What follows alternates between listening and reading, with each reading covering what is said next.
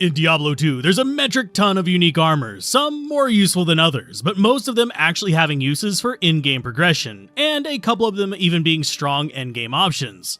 Obviously, runewords cause a number of these to be acknowledged less, but the functionality of even the low armors is a lot more than people often give them credit for. Starting out in normal armors, we're going to hit the ground running with Greyform, a unique in the same vein as Rixet's Keen in that it's a potent, low-level option for most players, and most players don't even realize it exists. It packs 5% life leech, solid cold and fire resist, and a dexterity bump, alongside a few other mods. It's actually a really nice early armor, especially considering its level 7 requirement. While it lacks much in upgradability, this armor can tide you over for quite a while. Next up is Blinkbat's form, a little more disappointing but still fun. It slips in faster run walk, hit recovery, and a pinch of minor perks. While I generally wouldn't use it over a Greyform, it's still not bad for early armor for yourself or your mercenary until you can get into some of the early runeword options. After that is the Centurion. In a similar vein to Blinkbats, it generally doesn't outperform other normal unique armors, but it's still not bad, especially if you're using a Malice, since it packs Replenish Life, attack rating, and a bit of mana, life, and damage reduction to kinda help you out. Not to mention, it does help out with stamina issues you'll sometimes have early on. That said, the sleeper of the early normal armors is probably Twitchthroe, since it's a fairly solid competitor for stealth on a number of builds. Since while it lacks the desired run walk speed, it does pack in two features that are exceptionally hard to find, at least in this slot: increased attack speed and increased chance of blocking, along with bigger stat boost than stealth. Is it going to beat it out for speedrunning? No, but it will provide you a lot easier time for several martial builds. Up till now, all of our armors have been light armors, meaning they won't drop your movement speed or stamina. But with Darkglow, we have our first medium armor, so the question becomes, is it worth the movement speed penalty? And in some cases, it would be, though generally only if you're using transferred in gear, since its main perk is raising your maximum resist by 5% across the board, letting you reach up to 80% total resist. It does pack 10% resist of its own, but usually you won't be getting enough resist from gear to max it out until late normal, unless you're very lucky or doing a lot of crafting or gambling, or as we said, transferred items on. And immediately after that, we get our first heavy armor, Hawkmail. One of a few early sources of Cannot Be Frozen, it also packs a bump to cold resist, as well as raising the cap on cold resist a whopping 15%, letting you reach 90% cold resist as your new max. In addition to these cold-themed perks, it does sneak in a little faster run walk speed to help mitigate the heavy armor penalty that people would often try to avoid. Back into the light armor, we have Venom Ward, easily the most common unique in the game due to being a breastplate. It's basically just the Hawkmail of poison,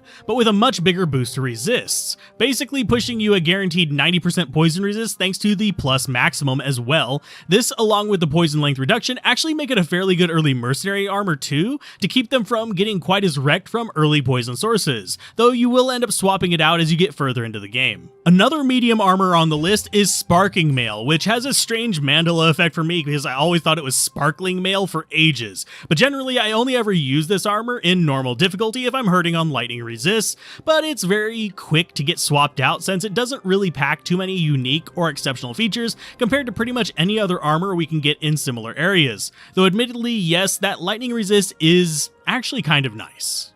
Now, onto an early source of freeze target, we have Iceblink, a medium armor with obvious cold themes. It slips us that freeze target as I mentioned, alongside cold resist and a little magic reduction. Much like Sparking Mail, it does not provide me with too much in the way of utility outside of very specific builds or needs, and will often get replaced as I move into late normal or early nightmare, and honestly usually does not even win out over the much more accessible stealth. After that, we go back to the light armors with Heavenly Garb, a nice enough light plate with some interesting but confused mods, packing resist all to help everyone out, but splitting itself between martial classes favor with perks against undead, and casters with perks to energy. It's good armor, and I'll use it if I find it, but it has definitely lost its shine compared to its uses in the early days of Diablo 2. Next is the medium armor Rockfleece, one of a number of sleeper armors. Rockfleece makes exceptionally nice early mercenary or melee character armor due to it being a sub 30 source of damage reduction by percent, not to mention a little flat damage reduction to help round it off.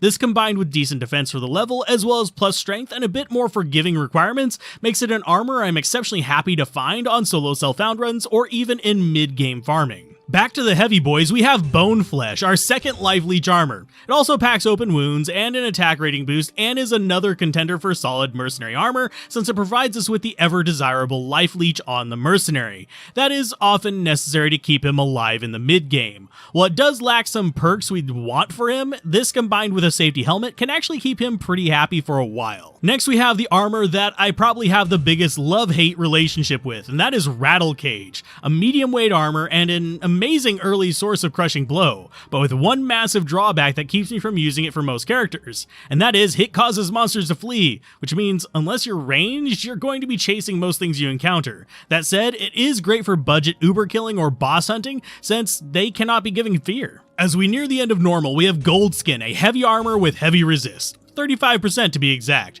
It also packs some extra gold find, which is nice along with retaliation damage. It's not going to be something you carry into the endgame, but provided you can tolerate the slower running speed, it can definitely help you shore up your resists well into Nightmare. Finally, at the end of normal, we have Silks of the Victor, an armor that used to be loved in the old days and is now just somewhat mediocre. It packs +1 to all skills, some mana leech, and decent defense, all in a medium armor. So it may slow you down a bit, but that plus skill is really nice on a number of builds. Though with exceptional competitors now available, it did end up losing a lot of its shine to these new armors. One glaring example as we move into the exceptionals is Spirit Shroud, which is basically just Silks, but better. With plus all skills, replenish life, magic damage reduction, and cannot be frozen, it's a pretty solid mix of bonuses for a character just going through the game. And for some odd reason, I find this armor insanely common, so much so that on a few solo runs, I've actually found multiples of them as I go through the End of Hell. Though one I wish I could find as much as that is Skin of the Vipermagi. This is generally preferred for casters, since it packs plus all skills, faster casts, and a pretty chunky amount of resist all, but I have terrible luck finding it for some reason. They're both light armors, I don't know why, though that's just kind of RNG for you. This is the first armor from this video that you'll actually see on endgame builds as best in slot options. Sure, it's no enigma, but the combination of bonuses on this armor truly make it a unique entry, especially for min-maxing a number of builds. After that, we have Skin of the Flayed One, a reasonable life-oriented armor with life leech, replenish life, and retaliation damage. It's good enough, though if you can find an ethereal one, it can provide a fairly decent defensive buff alongside all this thanks to the auto repair function, though generally I find myself just using this as an interim mercenary armor when I find it rather than using it myself. Next is Iron Pelt, an armor that has a few interesting niche uses for tank characters. It may lack percent reduction, but much like certain shields, it packs in a fairly large absolute number damage reduction and magic damage reduction, along with scaling defense bonuses. While there are not a ton of builds that focus on this, a certain damage mitigation build will seek this armor out in the mid game, only then really being beat out by its big brother in the elites. Our first naturally socketed armor is Spirit Forge, a medium armor with an odd mix of natural bonuses ranging from strength and life to a pinch of fire resist and fire damage, coming with a natural 2 sockets, though allows it to be easily adapted to most needs you could have. So it is definitely a flexible find, even if in and of itself, it's only mediocre compared to other options. After that, in the same vein as Twitchthroe, we have Crow-Caw, a heavy armor with an increased attack speed, faster hit recovery, open wounds, and dexterity. Though generally, if given the choice between the two, I would generally prefer to settle on Twitchthroe due to more utility, but Crow-Caw does have superior defense and that very nice open wounds, so they're at least competitive with each other in certain situations. On to a fairly common drop, which is much like its little brother, we have Duriel's Shell, which weirdly enough feels perfectly appropriate for its name. Packing cannot be frozen, solid general resist with a bit of additional bonus to cold, and then plus strength as well as scaling life and defense. It's actually got a solid reliable piece of armor there, and since it's light armor, it will not slow you down. It really does sit in the field of I'd totally use this on my way through hell until I can find something that is in my best in slot. Though speaking of best in slot items, we have Shaftstop, an armor that has definitely taken a tumble over the years, but is still good despite losing its role as the go-to armor for darn near everyone.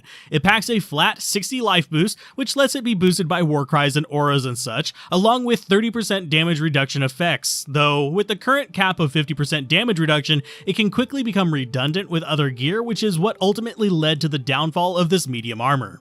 After that, we get to one of the more popular early Magic Find armors at last, and that is Skullder's Ire. Plus all skills, auto repair, magic damage reduction, and scaling Magic Find makes it a fairly tempting offer for armor that only requires level 42, with the only drawback being its medium weight. It's definitely a no-brainer if you want Magic Find gear in the mid-game, and as a sorceress, you pretty much won't feel any speed difference because you have teleport by then. It used to be more popular, but it is still quite solid. Finally, back to another light armor, we have Que-Hegan's Wisdom, one of the competitors for Skin of the Vipermagi. It packs the same plus skills, but loses a little bit of faster cast rate and the entirety of the resists, but it is able to sneak in an energy boost alongside mana per kill and magic damage reduction, not to mention faster hit recovery, though generally speaking, the people that use this armor generally don't want or need that last feature because you're generally not going to get hit because you're ranged. I like it as armor, though it will almost always fall out of favor for its little blue brother, the Vipermagi.